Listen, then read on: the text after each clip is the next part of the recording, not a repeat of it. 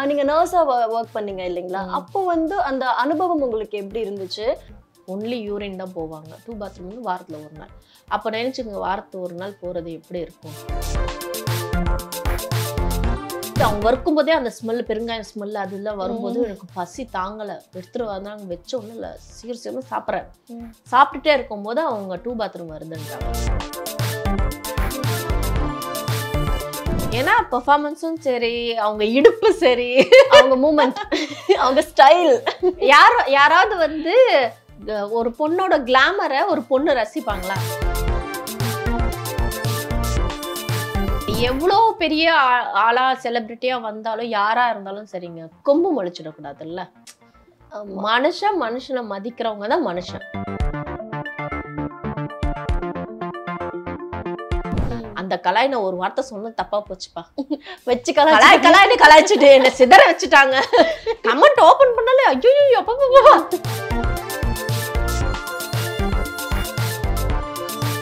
நம்ம கஷ்டப்பட்ட hard work பண்ணி மேல வரணும்னு நினைக்கிறோம். சில பேர் வந்து நெகட்டிவிட்டி வச்சு மேல வராங்க.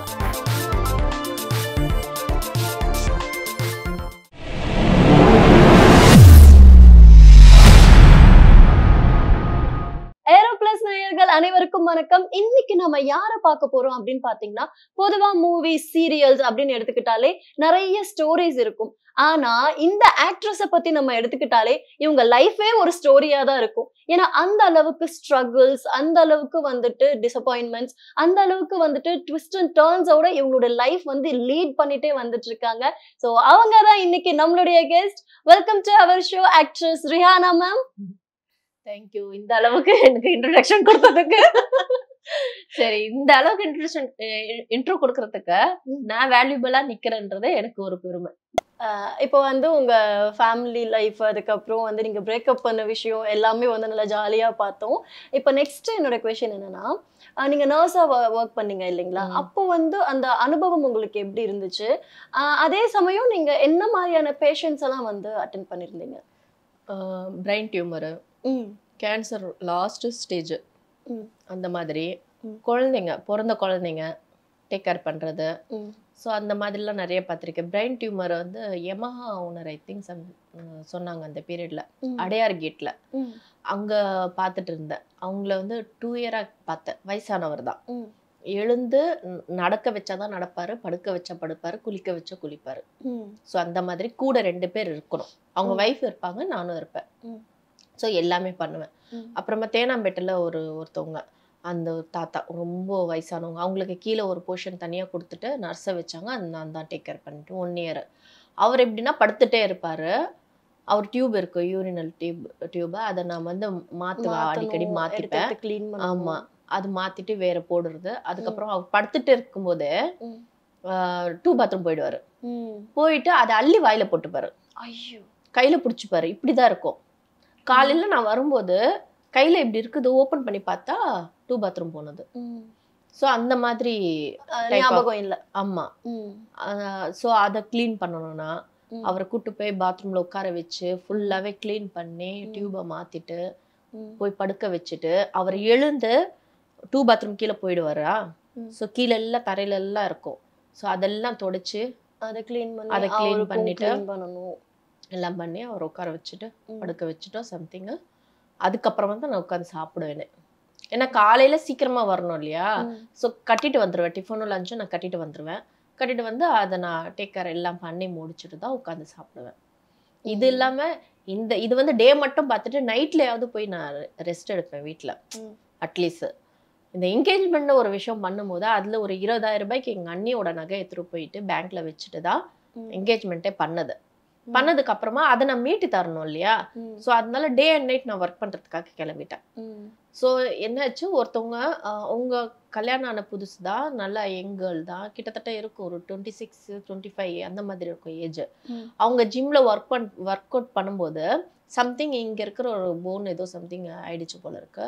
எழுந்து நடக்கக்கூடாது, 3 மாதம் படுக்கையில தான் இருக்கணும்ட்டாங்க. ஸோ அவங்க பெட்லேயே இருந்தாங்க. அவங்கள நான் வந்து பெட் பேன் வச்சு தான் பார்க்கணும், எல்லாம் பண்ணணும். ஸோ அவங்க ஐயர், அவங்க வீட்டுக்கே நான் போயிட்டு எல்லா ட்ரெஸ்ஸும் எடுத்துட்டு போய் டே அண்ட் நைட் நாங்கள் அங்கே ஒர்க் பண்ணுவேன். அவங்க பெட்ல இருக்கிறதுனால ஜீரணமாகாது சாப்பிட்ற சாப்பாடுலாம். வாரத்துல ஒரு நாள் மட்டும்தான் அவங்க பாத்ரூமே போவாங்க. ஒன்லி யூரின் தான் போவாங்க. 2 பாத்ரூம் வந்து வாரத்துல ஒரு நாள். அப்ப நினைச்சுங்க வாரத்துல ஒரு நாள் போறது எப்படி இருக்கும்? ரொம்ப கஷ்டம். ரொம்ப கஷ்டமா இருக்கும். பெட் பேன் வச்சுட்டு அதை க்ளீன் பண்றதுல ரொம்ப கஷ்டமா இருக்கும்.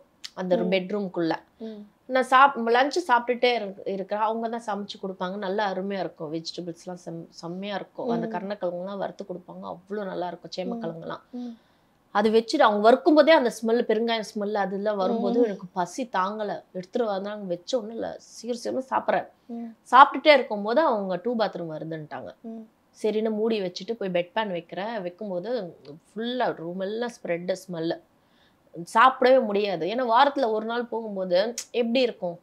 ஸோ எல்லாம் எடுத்து க்ளீன் பண்ணிட்டு ஃபுல்லாகவே ஸ்ப்ரே அடிச்சுட்டு பாத்ரூம் போய் க்ளீன் பண்ணிட்டு அவங்களுக்கு ட்ரெஸ் சேஞ்ச் பண்ணிட்டு எல்லாம் பண்ணிட்டு 1 hour ஆயிட்டு மறுபடியும் மீதி இருக்கிறது சாப்பிட்றதுக்கு அப்போதான் உட்காருவேன். அப்போ கூட அந்த ஸ்மெல் போகாமல் இருக்கும். அந்த ஸ்மெல்லை மூக்கு பிடிச்சிட்டு தான் சாப்பிடணும். நான் இப்படி வச்சுட்டு தான் சாப்பிடுவேன். பசி. ஸோ அந்த மாதிரி இருக்கும். வெளியவும் சொல்ல முடியாது. ஏன்னா பொறுமை ரொம்ப முக்கியம் நர்சிங்கில். சகிப்புத்தன்மை இல்லைன்னா அந்த நர்சிங் ஃபீல்டை இருக்கவே முடியாது. ஸோ ஒர்க் பண்ணேன்.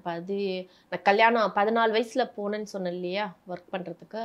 ஸோ அப்படியே கல்யாணம் ஆகுற வரைக்கும் அந்த 18 வயசு அந்த 4 வருஷம் வரைக்கும் நான் அந்த சர்வீஸில் தான் இருந்தேன்.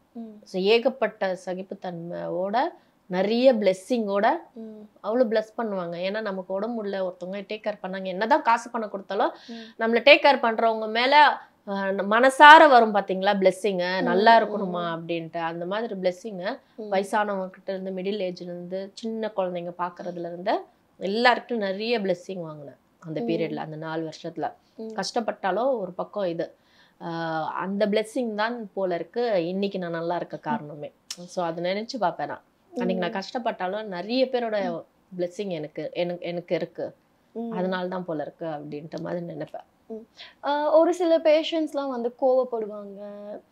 ஏன்னா அவங்க வந்து என்ன பண்றாங்க, வயசானவங்கன்னா வந்து அவங்க மறந்துடுவாங்க, அவங்க என்ன செய்யறாங்கன்றது அவங்களுக்கே தெரியாது. சம்டைம்ஸ் நமக்கே வந்து ஏன் இவங்க இப்படி பண்றாங்கன்ற அளவுக்குலாம் ஹைப் ஆயிருக்கும். அந்த மாதிரிலாம் ஆகும். பட் அதெல்லாம் நம்ம ஈஸியா எடுத்துப்போம். ஏன்னா நமக்கு 4 மாசம் அந்த கோர்ஸ் படிக்க வைப்பாங்க. 2 month தேரி படிக்கிறது, 2 month ஹாஸ்பிட்டல்ல விட்டுருவாங்க. அந்த சகிப்புத்தன்மை ப்ராக்டிக்கல் சொல்லி கொடுப்பாங்க. ஸோ அப்போவே நம்ம சில விஷயங்கள் தெரிஞ்சுட்டு தான் வருவோம். ஒவ்வொரு பேஷண்ட் எப்படி பிஹேவ் பண்ணுவாங்க, எப்படி நம்ம அதை அனுசரிச்சுட்டு போகணும் அப்படின்றது. அணியுன்னு ஒன்று இன்ஸ்டியூட் அண்ணா நகர்ல ப்ளூ ஸ்டார், அங்கே வந்து ஏழை பெண்களுக்கு சேவை மையமாக வச்சிருக்கிறது. சொசைட்டி நிறைய அங்கே இருக்கிறவங்க எல்லாருமே வந்து காசு கொடுப்பாங்க. டொனேட் பண்ணுற பணத்தை ஏழை பெண்களுக்கு வந்து ஃப்ரீயாக வந்து இந்த கோர்ஸ் சொல்லி கொடுக்குறது. ஆட்டோ ஓட்டுறது, கம்ப்யூட்டர் சொல்லித்தரது, நர்ஸு, ஸோ இந்த மாதிரி அழகு கலை, ஸோ எல்லா விஷயமும் சொல்லித்தரது. ஸோ அந்த இடத்துல நான் வந்து ஒரு 50 ரூபாய் கட்டிட்டு அங்கே அட்மிஷன் ஆகி போய் இதை கற்றுக்கிட்டு போனது. எனக்கு படிக்கணும்னு ரொம்ப இஷ்டம். என்னோட என்னோட சூழ்நிலை மிடில் கிளாஸ் சூழ்நிலைன்றதுனால நான் பிரேக் பண்ணிட்டு ஸ்கூல்லேருந்து நான் வேலைக்கு போகணும்னு நினைக்கும் போது எனக்கு எங்கே போனாலும் எனக்கு தோணலை, எனக்கு வேலை செய்யணும்னு தோணலை. பசங்கள்லாம் பேக் போட்டுட்டு போகிறாங்க ஸ்கூலுக்கு. எனக்கு கொஞ்சம் வருத்தமாகவே இருக்கும், என்னடா நாம படிக்க முடியல அப்படின்ட்டு. ஸோ இது படிக்கிறதுன்றதுனால எனக்கு தனி இன்ட்ரெஸ்ட்டு. ஸோ அதனால போயிட்டு சர்டிஃபிகேட்டோட இந்த ஒர்க் நான் பார்த்தது. உங்களுக்கு வந்து இந்த அனுபவம் வந்து நிறைய சகிப்புத்தன்மை, நிறைய பொறுமை, இது எல்லாமே வந்து நர்சிங்ல வந்து நீங்க கத்துட்டு இருந்திருக்கீங்க. இப்போ நீங்க வந்து மெஸ் வச்சு நடத்திட்டு இருக்கும் போது நிறைய பேரோட ஃபேவரட் ஃபுட் வந்து சமைச்சு கொடுத்துருப்பீங்க. சில பேராக்கா எனக்கு பர்த்டே, எனக்கு இந்த மாதிரி கொடுங்க, அந்த மாதிரி கொடுங்கன்னு ஒவ்வொருத்தரும் அவங்களுக்கு பிடிச்ச சாப்பாடு வந்து சமைச்சு கொடுக்க சொல்லி சாப்பிட்ருப்பாங்க. ஆனா நம்ம செஃப்புக்கு வந்து ஃபேவரட் ஃபுட் என்ன உங்களுக்கு? சாம்பார், கருணக்கிழங்கு பொரிச்சது, சேமக்கிழங்கு, சேப்பக்கிழங்கு அது வறுத்தது, அந்த பருப்பு போட்டு கீரைல கூட்டா வைக்கிறது, புடலங்கால பருப்பு போட்டு கூட்டு வைக்கிறது. ஸோ இதெல்லாம் ரொம்ப பிடிக்கும். ஃபுல்லா வெஜ் ஐட்டமாவே வருது. நான்வெஜ் ஐட்டத்துக்கு நான்வெஜ் சாப்பிட மாட்டேன் அவ்வளவா. நான் இடையில வந்து எனக்கு ஒரு பார்த்தேன், நான் ஒரு ரீல்ஸ்ல பார்த்த ஒரு வீடியோ. அதுல ஒரு பெரிய மாட்டை வந்து கட்டிட்டு போறாங்க, சின்ன மாடு அழுதுட்டு பின்னாடி போகுது. ஸோ அதனால நான் பீஃப் முன்னாடி குழந்தையா இருக்கும்போது அம்மா செஞ்சு கொடுத்தாங்க. அந்த பீஃபை ஸ்டாப் பண்ணேன் அந்த ரீல்ஸ் பார்த்ததுக்கு அப்புறமா, சாப்பிடக்கூடாதுன்ட்டு. அப்புறமா கதற இதுங்கெல்லாம் அறுத்து கிறுத்து தானே பண்றாங்கன்றதுனால இதெல்லாம் நான் ஸ்டாப் பண்ணணும்னா ஸ்டாப் பண்ணிட்டேன். சடனா நான்வெஜ் சாப்பிட்றவங்க ஸ்டாப் பண்ணா நிறைய வந்து ஹெல்த் இஷ்யூஸ் வரும் இல்லையா. டாக்டர் அதான் சொன்னாங்க, நீங்க சாப்பிட்டுட்டு இருந்தவங்க இப்போ சடனா நிப்பாட்டினீங்கன்னா சில விட்டமின்ஸ்லாம் குறைஞ்சிடும். அப்படி என்னதான் வெஜிடபிள் இருந்தாலும் நான்வெஜ் சாப்பிட்டவங்களுக்கு சடனா இப்படி குறைக்க கூடாது அப்படின்னு சொல்லும்போது தான் கொஞ்சம் கொஞ்சமா குறைச்சிக்கோங்க அப்படின்னு கொஞ்சம் அங்கங்க கொஞ்சம் எண்ணிக்கை அந்த மண்ணீரல் இந்த மாதிரி அயன்து. ஸோ சம்திங் மட்டன் சாப்பிட்டா அயனு கொஞ்சோண்டு ஒரு 2 பீஸு. சிக்கன் ரொம்ப சாப்பிட்றதே இல்லை, ரொம்ப ஒரு பீஸ் சாப்பிட்டா அதிகம். ஓகே. ஆனா ஃபிஷ் சாப்பிடுவேன், ஃபிஷ் எனக்கு பிடிக்கும். ஸோ அதனால ஃபிஷ் பிடிக்கும்ன்றதை விட நம்ம ஸ்கின்னுக்கு நல்லது. ஆமா, அதுல நிறைய புரோட்டீன்ஸ் இருக்கு, அதனால அது சாப்பிடுவேன். மற்றபடி நான்வெஜ்ல இன்ட்ரெஸ்ட் கொஞ்சம் கம்மி பண்ணிட்டேன்.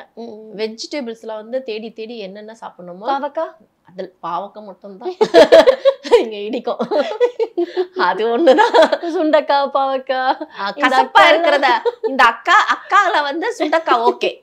காரக்குழம்புல புளி அதிகமா ஊத்தி மம்மி வந்து செஞ்சு கொடுத்தாங்கன்னா வத்த குழம்பு அந்த மாதிரி செஞ்சு அதுல பாவக்காய் அந்த அக்கா கூட பால் சுண்டக்காவா இருந்த அக்கா தான் நல்லா இருக்கும். ஆமா ஆமா, வெறுப்பா இருப்பாங்க. ஆமா, அது நமக்கு செட் ஆகும். அவ்வளவுதான், நம்ம வரப்போ உட்காந்துக்க வேண்டிய. என்னத்தான் போட்டு குச்சியை போட்டு உள்ள தள்ளி விட்டாலும் போகாது, கடப்பாறை போட்டாலும் போகாது, அந்த ஒரு கஷ்டம் இருக்கு. சோ உங்களுக்கு வந்து கீரை, சாம்பார் இதெல்லாம் வந்து ரொம்பவே ஆச்சரியமான பதிலா இருக்கு. ரொம்ப வியக்கிறேன். என் ஃப்ரெண்ட்ஸ் கூட அதான் சொல்லுவாங்க, ஏதாவது ட்ரீட் அவங்களுக்கு, எனக்கு ஏதாவது ட்ரீட் கேட்பாங்க. அவங்க ஏதாவது ஸ்பெஷல் டேக்கு ட்ரீட் ஏதாவது சொல்லு, ஹோட்டல் கூட்டு போய் சாப்பிட வைக்க வரல, ஏதாவது ஸ்விக்கி ஆர்டர் பண்ணவான்னு சொல்லும் போது நான் சொல்லுவேன், நல்ல வெஜ் ஹோட்டலா இந்த சங்கீதா பவன்ல இருந்து எனக்கு வாங்க வைங்கன்னா புஷ்னு ஆயிடுவாங்க. என்னது சங்கீதா பவனா? நாளை பிலால ஹைதராபாத் அது இதுன்னு நீ சங்கீதா பவன் சொல்றியம்மா.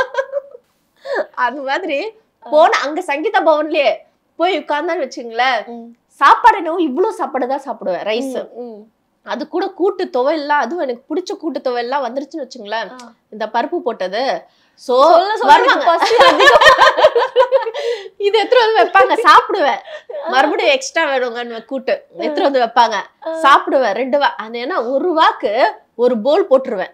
போட்டு அந்த கூட்டு தான் இருக்கும், ரைஸ் வந்து கொஞ்சோண்டு போடுவேன், தெளிப்பேன், உப்பு தெளிக்கிற மாதிரி தெளிச்சிடுவேன். தெளிச்சு அதை சாப்பிடுவேன். போல் போலா அவனு பாப்பாங்க, இது வந்து இந்த பொண்ணு கூட்டு சாம்பார் சரியா வராதுன்னு சொல்லிட்டு பெரிய போலா எடுத்துட்டு வந்து கூட்டு வச்சிருவாங்க, சாப்பிட்டு தொலைங்கன்ற மாதிரி. அந்த மாதிரி கூட்டு துவையல்னா அவ்வளவு பிடிக்கும் எனக்கு. ஆச்சரியமான விஷயம். சரி, அப்போ நெக்ஸ்ட் டைம் நீங்க வரும்போது கண்டிப்பா உங்க கையால எங்க டீமுக்கு சமைச்சு கொண்டு வரும். கண்டிப்பாக. நல்ல கூட்டு பொரியல, ஏமா கூட்டு பொரியல் எங்க வீட்லயே சமைச்சு கொடுப்பாங்கம்மா. ஏதோ ஒரு ப்ரான், ஒரு மட்டன், ஒரு சிக்கன் அந்த மாதிரி பேப்பர்ல வேணா எழுதி தரேன். சரி பரவாயில்ல, நாங்க கூட்டு துவையல் கூட அட்ஜஸ்ட் பண்ணிப்போம். நல்லா சமைப்பேன், வெஜ் கூட நல்லா சமைப்பேன், நான்வெஜ் நல்லா சமைப்பேன்.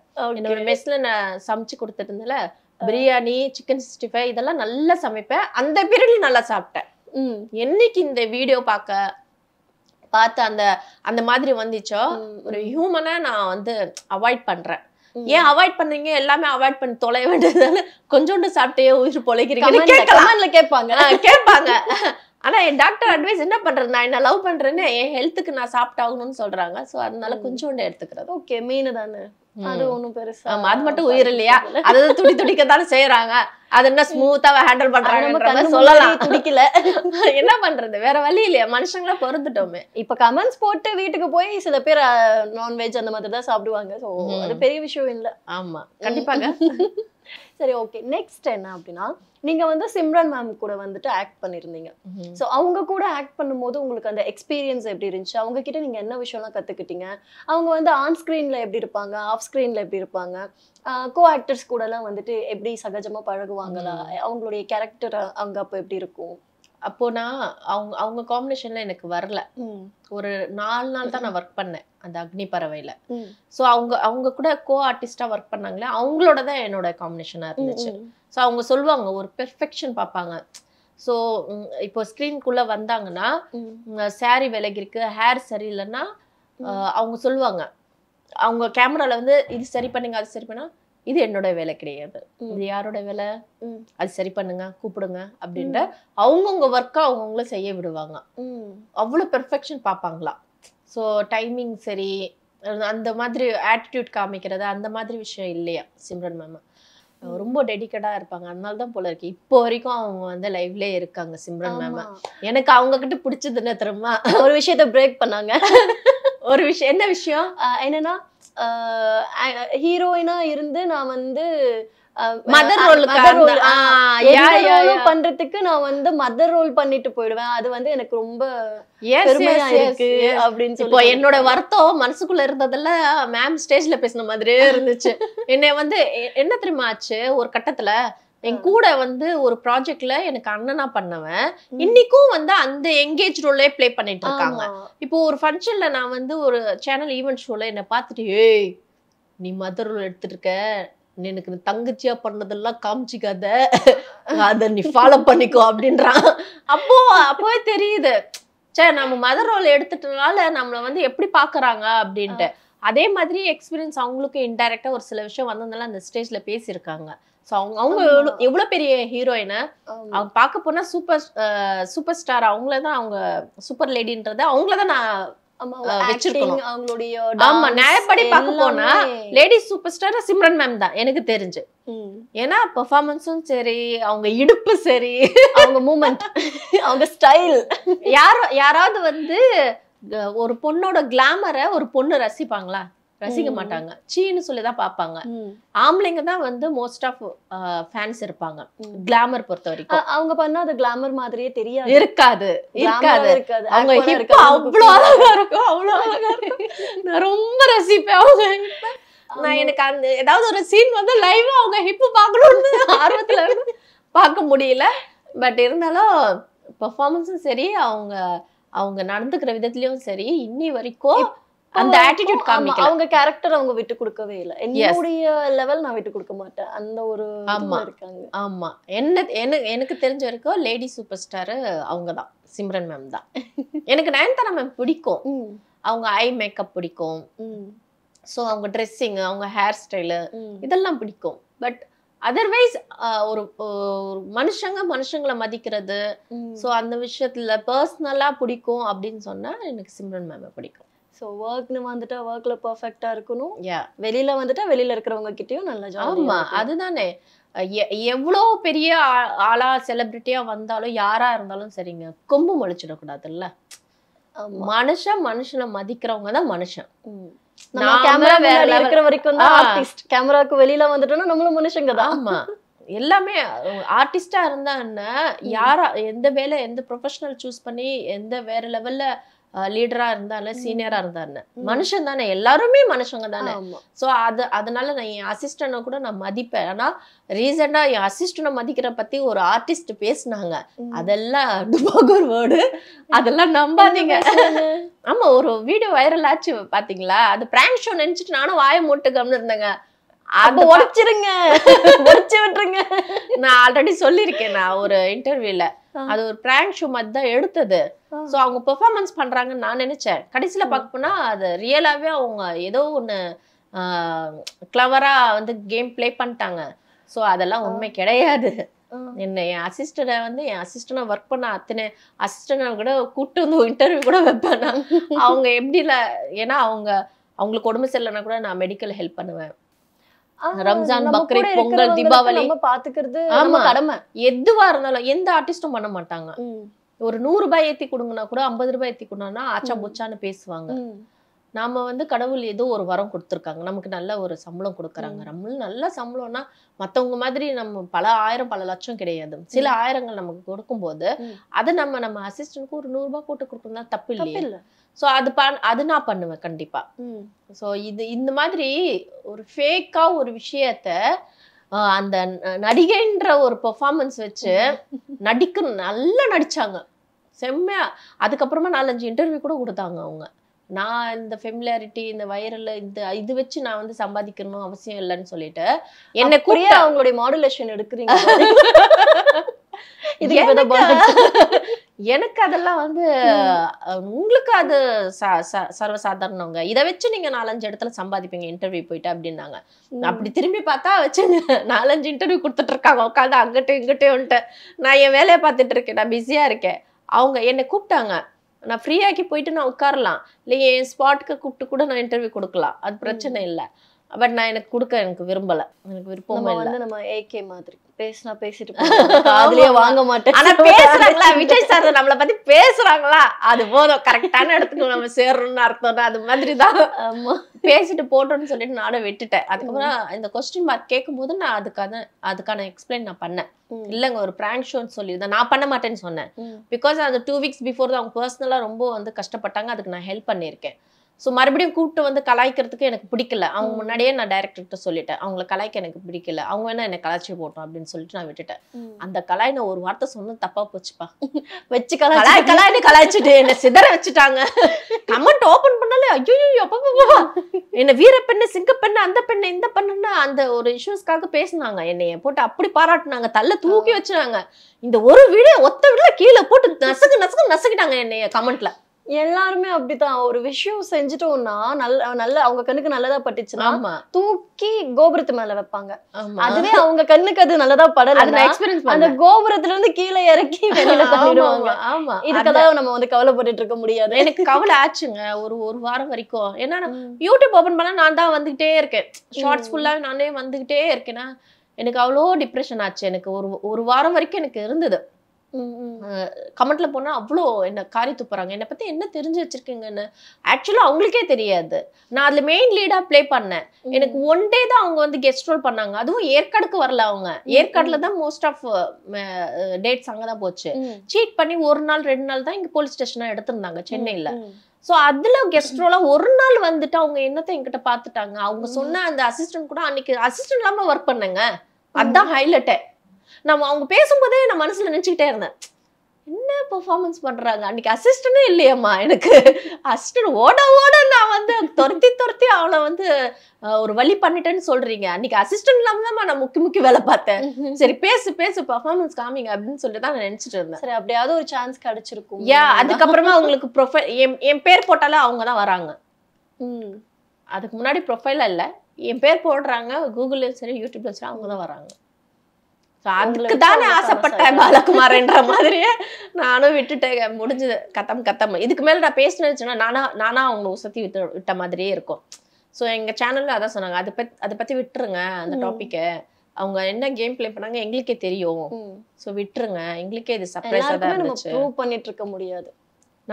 நம்ம கஷ்டப்பட்ட ஹார்ட் ஒர்க் பண்ணி மேல வரணும்னு நினைக்கிறோம். சில பேர் வந்து நெகட்டிவிட்டி வச்சு மேல வராங்க, மத்தவங்கள வந்து நசுக்கிட்டு மேல ஏறி மிதிச்சுட்டு வரணும்னு நினைக்கிறாங்க. அது ஹியூமனே கிடையாது. அது என்னதான் பண்ணாலும் ரொம்ப நாளைக்கு நிலைக்காது. நிலைக்கல. அதனால நம்ம அதை ஃப்ரீயா விட்டுறலாம் விடுங்க.